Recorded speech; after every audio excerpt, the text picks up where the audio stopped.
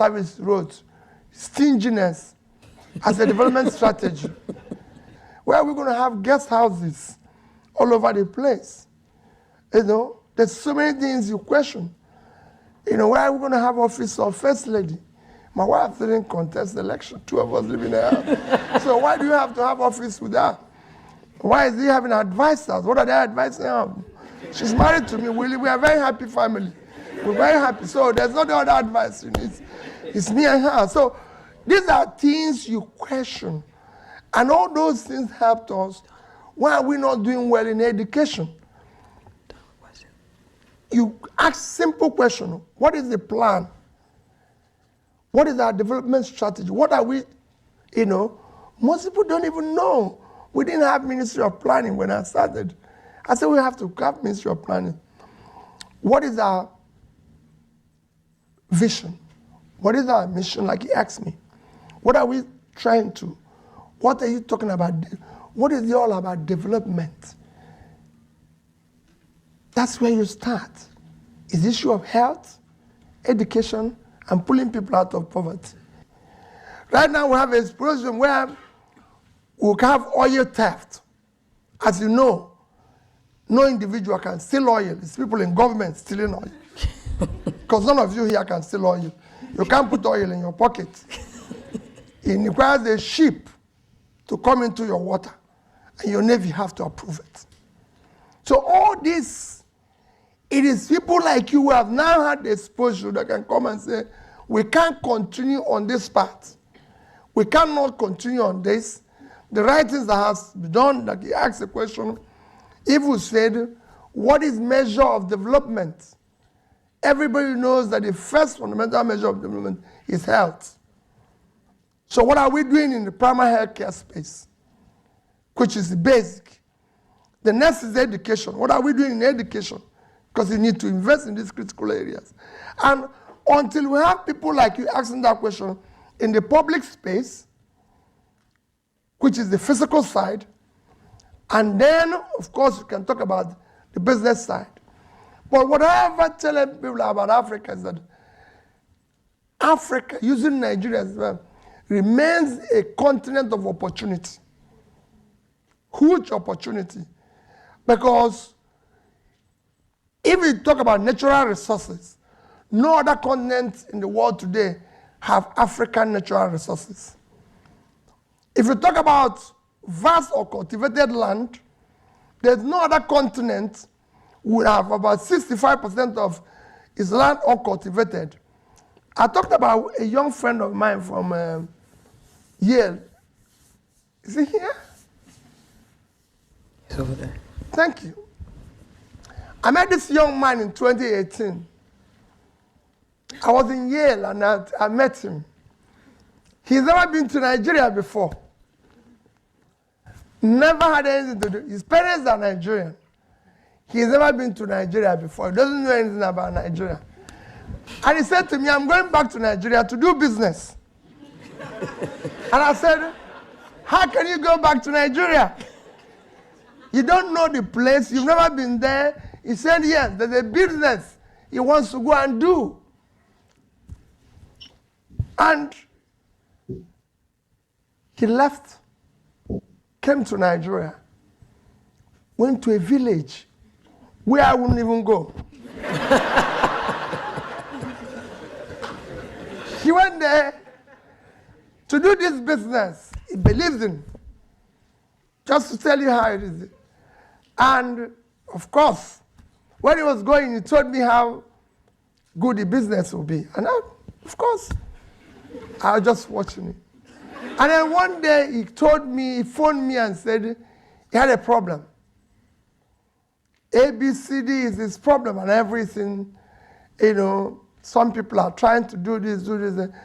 I was fascinated about this young man who from nowhere.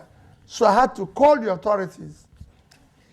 You know, I called the authorities. I said, listen, this young man, nothing will happen to him, his equipment, everything. Of course, they gave him back, he got back all his things, continue to do.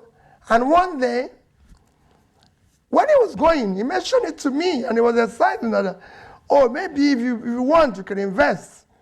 And of course, I've lost a lot of money.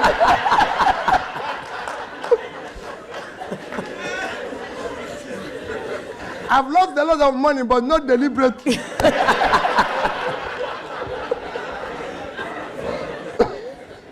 So I saw this one I was going to lose the. I suddenly came to me and said, oh, this company is now worth $3 million. And I was like, what are you doing? I would have given this boy $10,000. And he was said, I said, what is happening here? You know, I'm being the people who did Zoom years back in I think it was 2014, in one of the schools, and they were talking about this thing.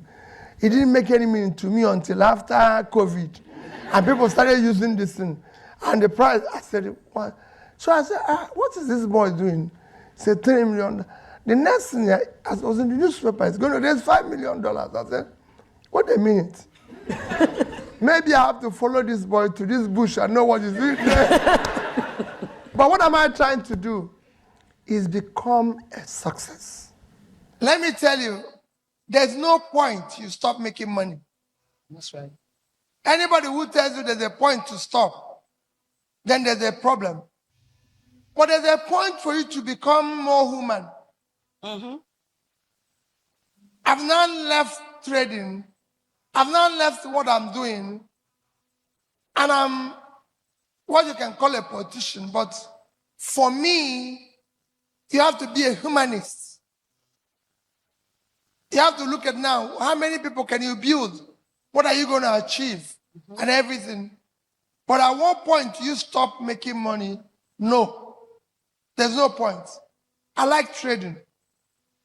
I make profit every day and I lose money every day. It is something that I can't give up. Not even for anything. And I see everything in life as profit and loss. Whether it's governance, people don't believe it. When I was governor in Anambra State, my trading aspect of me guided me. So because I wanted to see the value of everything. So if you say to me, for example, my predecessor had bought a lovely office, a lovely house in Abuja. So we had a governor's lodge in Abuja. We paid $1 billion for it, furnished it very well, and everything. And we had over almost 80 workers there. Whenever I come to Abuja, I didn't see the value of the house. I didn't feel it. And they will go and give the cook, you must have seen me say, they go and give the man who was looking after it 100,000 naira to feed me wherever I'm in Abuja. So I go back and I say to them, listen, hey, wait a minute. Buffet in Hilton is 5,000. Why are we giving this man 100? And we have to buy plates, cook, wash, everything, when we can go here and buy the same thing for 5,000. After about 3 trips, I shut the place down. I said, the governor of Anambra State does not need a lodge in Abuja. It's costing us money. We can put this money into our education. Because everything for me is the same thing. I traveled 3 times with a troop of people for meeting. I'm going to Abuja, 20 people will follow me. And it will cost us so much. One day I said, listen, I'm the only person invited for meeting in Abuja. So why are all these people following me? Look at the cost implication. I called Onovo then, who was IG of police. I said, if I come to Abuja, give me 3 police. And I called the DG, SSS. If I come to Abuja, give me 3 men. They said, no. I said, no, that's police is police. Don't want that. They're not. So I went to Abuja. What I paid them in my visit when I finished is not of the ticket I buy for one of the 20 people that follow me. And when they go, I pay their hotel bill, pay. So what am I trying to say?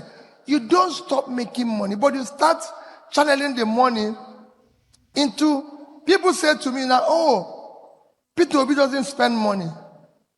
But I can tell you, I'm supporting a school of nursing and on soccer where there's no such thing with over 150 million naira. I gave them just about 70 million in the past 2 weeks. For me, that's what money is meant for. That's right. Money is not meant for Peter Obi to go and take title and change his name that God gave him. My name is Peter Obi. If you call me Okute, that is your own business. But I'm not going to give you money for it. If you want, that's it. And again, so there's no time to stop making money. That's right. But there's a time to start using it to help other people who are there. If you go to a place they call Balogu, in trade fair, they will show you that Peter Obi built 100 stores, but I don't own one. I gave each of them to one young man. As at the time I built it, it was 250,000 naira. Today, you can't buy that shop for 50 million. But those people I gave it to are ready to do this because at the end of the day, that's what we're here for. That's right. So for me, you don't stop. One of the businesses I do as a trader, when I started importing it in Nigeria, it was manufactured by husband and wife. Only husband and wife in Singapore. I went to see a big man in his office. And he gave me tea to drink, a particular tea. And I drank it. And as I was leaving, which is what I used to do when I was trading, I said, can I get the packet of this tea? He said, take it. 6 months after, I came back to him and said, I came to give you this tea. 2 cartons, because you helped me. I'm now the official representative of this tea in Nigeria. And that's how. So there's opportunities, but it requires a long time. It requires sacrifice. That's right. And it's something you must do, knowing fully well, listen, you're not going to be doing it and doing chieftaincy title. You're not going to be doing it and be doing this or doing that and everything. As young people, you must do a lot of sacrifice. Don't think that this thing I'm doing today, people see that and say, oh, Peter Obi changed. I changed, yes. But I can tell you, go and ask people when I was in Nsukka, I was a businessman, and I was doing a little bit of clothing. If I sell clothes to you, if you don't pay, don't come to party with it, because there will be a problem. Maybe you have to remove it from that party. So I was diligent about it. I was careful. I was managing my pennies. I wasn't going to do parties. I wasn't going to do this. If nobody was going to drag me, so you can. There's opportunities. That's right. You can start today. It's going to be tough. Banks are not lending today. These are some of the things we want to change. We need this thing, but the biggest problem SMEs have here, I can tell you, is there's no fiscal support from government. In the UK, where I would say I made money, banks were able to give me money without anything. Somebody said, what am I going to do to a 26-year-old? 27. Well, my son, I have a son, he's 29. And I'm sure, when I tell, because he lives in different parts of the world, he was born in the UK and he lives in the UK. And I tell people, I have never given him 1 naira. There you go. And he doesn't want 1 naira from me. Because he has a job. He has a physical support for what he does. And he lives it. And we have that relationship.